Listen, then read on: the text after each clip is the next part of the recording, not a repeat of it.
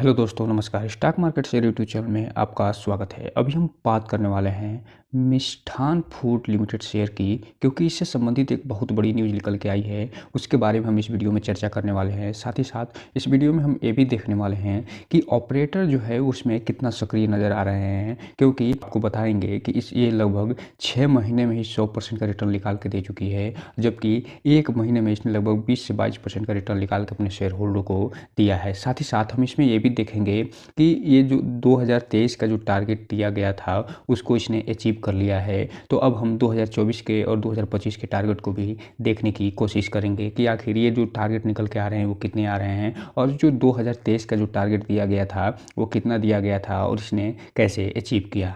तो चलिए दोस्तों, बिना किसी देरी के वीडियो शुरू करते हैं। सबसे पहले अगर हम बात करें इसके चार्ट पैटर्न की, तो यहाँ पे आप देख रहे हैं आज यानी ये 4 दिसंबर को 1% की तेज़ी के साथ फिलहाल 16 रुपये 6 पैसे के आसपास ट्रेड करता हुआ नज़र आया है और 1% की तेज़ी दिखाया है। जबकि 5 दिन की चार्ट पैटर्न की बात करें तो लगभग 0.25% के आसपास का रिटर्न निकाल कर दिया है। जबकि 1 महीने की अगर हम बात करें तो 1 महीने में इसने लगभग 23% का रिटर्न निकाल के दे चुका है, जो ये बता रहा है कि ये कंपनी जो है पिछले 1 महीने में अच्छा खासा परफॉर्मेंस करते हुए नज़र आ रही है। वहीं अगर हम बात करें इसके 6 महीने के चार्ट पैटर्न की, तो यहाँ पर आप देख रहे हैं 6 महीने में इसने अपने शेयर होल्डर के पैसे को लगभग डबल कर दिया है, और ये जहां 8 रुपये के आसपास से ट्रेड करता था वो 6 महीने में ही 16 रुपये पे पहुंच के पैसे को डबल करता हुआ नज़र आ रहा है। अगर हम एयरटेल डेट की बात करें तो एयरटेल डेट में इसने लगभग 76 से 77% का रिटर्न निकाल के दिया है।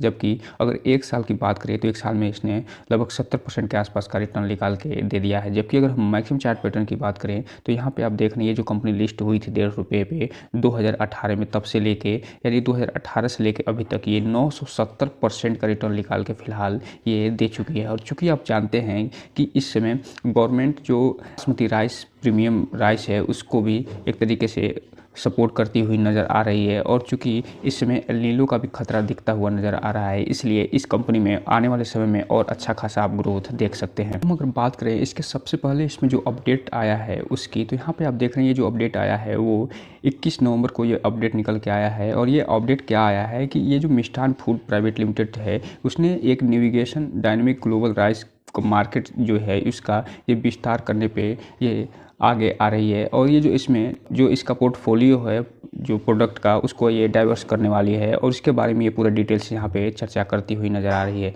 और यहाँ पे आप देख रहे हैं कि ये इसका जो प्रीमियम राइस एक्सपोर्टर जो ये कंपनी है वो आने वाले समय में और अच्छा खासा एक्सपोर्ट करती हुई नज़र आएगी, क्योंकि ये चाह रही है कि ये जो कंपनी आने वाले समय में अपने जो राइस ब्रांड है उसका डाइवर्सिफिकेशन करके और अच्छे अच्छे मार्केट को पकड़ने में आगे आती हुई नज़र आ सकती है। वहीं अगर हम बात करें यहाँ पे इसके कुछ अपडेट्स की, तो यहाँ पे आप देखिए कि ये जो कंपनी है मिष्ठान फूड लिमिटेड मुख्य रूप से ये जो फोकस करती है various type of basmati rice का, और ये कंपनी के पास लगभग जो मिष्ठान फूड लिमिटेड है ये लगभग 1 लाख मीट्रिक टन पर एनम राइस का प्रोसेसिंग फैसिलिटी भी प्रोवाइड करती है अहमदाबाद गुजरात में। और चूँकि आप जानते हैं ये एग्रीकल्चर प्रोडक्ट के रेंज में आगे और विस्तार करती हुई नज़र आ रही है। कंपनी ने अपने जो नोटिफिकेशन जारी किया है 21 नवंबर को, उसमें ये भी बताया है कि चूंकि इस समय जो फैक्टर मेन रूप से चल रहा है वो है एल नीनो, जो ये बता रहे हैं कि जो एल नीनो आने वाला है वो एशिया और जो अदर कंट्रीज हैं जो उसमें ये प्रभावित करने वाला है, और यही कारण है कि इसमें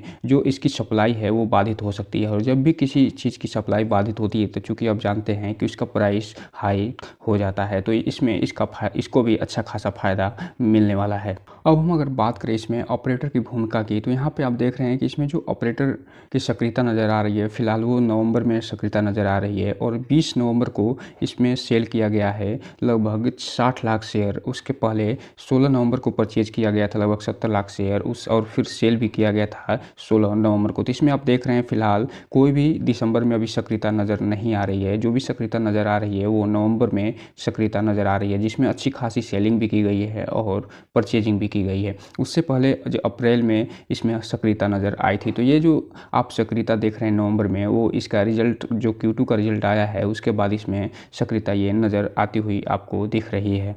और यही कारण है कि इसमें आप देख रहे होंगे कि पिछले एक महीने में लगभग 25% का ये रिटर्न निकाल के दे चुकी है, क्योंकि इसमें ऑपरेटर इसको अच्छा खासा सक्रिय नज़र आ रहे हैं और इसमें अच्छा खासा प्रॉफिट भी बुक करते हुए नज़र आ रहे हैं।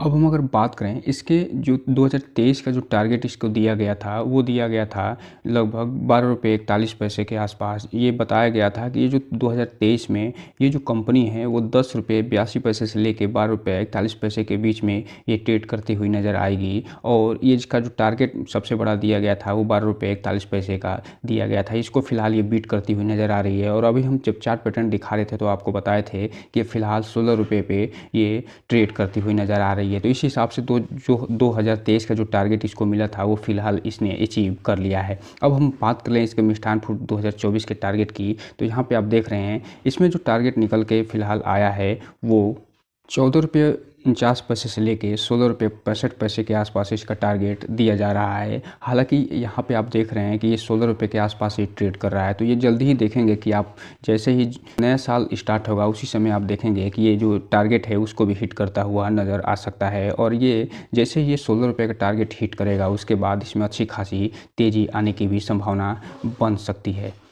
तो हम अगर बात करें 2025 के टारगेट की, तो 2025 का टारगेट इसका दिया जा रहा है वो ₹26.50 के आसपास का दिया जा रहा है। और चूंकि आप जानते हैं जिस तरीके से ये कंपनी ग्रोथ करती जा रही है, ग्रोथ पे ग्रोथ दिखाती जा रही है, उधर ही देखेंगे कि ये जो कंपनी ₹26.50 का जो टारगेट दिया जा रहा है 2025 में, हो सकता है ये 2024 में ही टच करती हुई नज़र आए। क्योंकि ये जो टारगेट अभी 2023 का दिया गया था लगभग ₹12.5 का, और उसको ये फ़िलहाल कंपनी पार कर चुकी है और ये भी ₹16 के आसपास ये चल रही है। तो इस हिसाब से अगर देखें तो 2024 का टारगेट अभी ही इसने क्लियर कर लिया है। और जो 2025 का टारगेट दिया जा रहा है हो सकता है कि 2024 में क्लियर करती हुई नज़र आए। तो इस हिसाब से अगर ऐसे ही ये कंपनी ग्रोथ करती रही तो आने वाले समय में और अच्छा खासा ये ग्रोथ दिखाती हुई नज़र आ सकती है। और जिस तरीके से ये बताया जा रहा है कि एल नीनो का प्रभाव इस कंपनी पर पड़ सकता है, तो इसमें दो ही नतीजे हो सकते हैं। पहला ये कि अगर सप्लाई बाधित होती है तो इसमें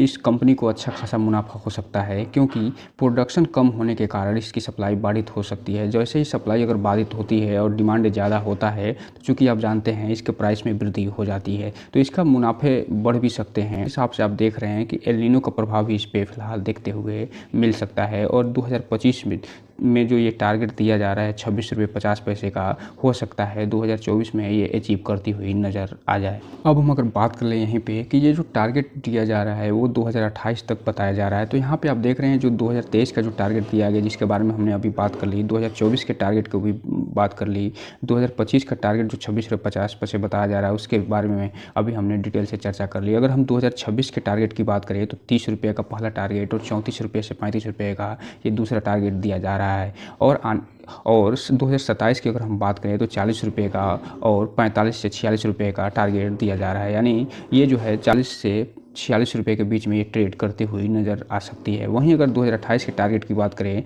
तो ये ₹53 से लेकर ₹62 में ट्रेड करती हुई नज़र आ सकती है। अर्थात ये कहा जा सकता है कि जो फिलहाल ₹16 पे ये कंपनी चल रही है वो 2028 आते आते ₹62 से ₹63 पे पहुंचने की क्षमता रखती है। और ये जो कंपनी जिस क्षेत्र में काम करती है उस क्षेत्र का डिमांड दिन पे दिन जैसे जैसे जनसंख्या बढ़ेगी वैसे वैसे इसकी डिमांड का भी बढ़ना लाजमी है। हम अगर बात करें आज के कुछ अपडेट की, तो यहाँ पे आप देख रहे हैं कि इसमें जो पिछला अपडेट आया था 21 नवंबर को अपडेट आया था जिसके बारे में हम चर्चा कर चुके हैं। और फिलहाल आज कोई अपडेट आता हुआ नज़र नहीं आ रहा है। अब हम अगर बात करें इसके जो आज की डिलीवरी पैटर्न उठाया गया है, जो डिलीवरी पोजीशन उठाई गई है उसकी, तो यहाँ पे आप देखिए इसमें जो टोटल ट्रेडिंग हुई है वो 87,55,972 शेयरों की टोटल ट्रेडिंग हुई है 4 दिसंबर को, जिसमें से 64 से 65 लाख जो शेयर हैं वो डिलीवरी के रूप में उठा लिए गए हैं, लगभग 73 से 74%। जो ये बता रहा है कि इस पे इन्वेस्टरों का भरोसा अभी भी फिलहाल बना हुआ है। और आने वाले समय में जिस हिसाब से डिलीवरी उठाई जा रही है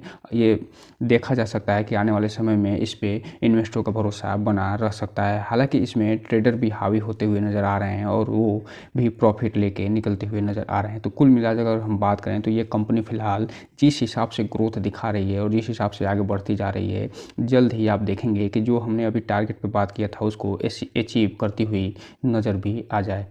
तो दोस्तों जाते जाते बस एक ही चीज़ करना चाहेंगे कि इसमें कोई भी इन्वेस्टमेंट करने से पहले आप इसका पूरा फंडामेंटल जांचने के बाद इस कंपनी के बारे में पूरी जानकारी लेने के बाद ही कोई भी इन्वेस्टमेंट करिए। और जब भी कोई भी इन्वेस्टमेंट करिए उसकी पूरी जिम्मेदारी लीजिए ताकि आपको भविष्य में अच्छे खासी रिटर्न की प्राप्ति भी हो सके और आपका पैसा भी सुरक्षित रह सके। तो दोस्तों ये रहा आज का वीडियो। चैनल को लाइक करें, सब्सक्राइब करें और बेल आइकन हिट करना तो बिल्कुल न भूलें ताकि नए वीडियो की जो अपडेट्स है आपको ऐसे ही समय समय पर मिलता रहे। जय हिंद दोस्तों।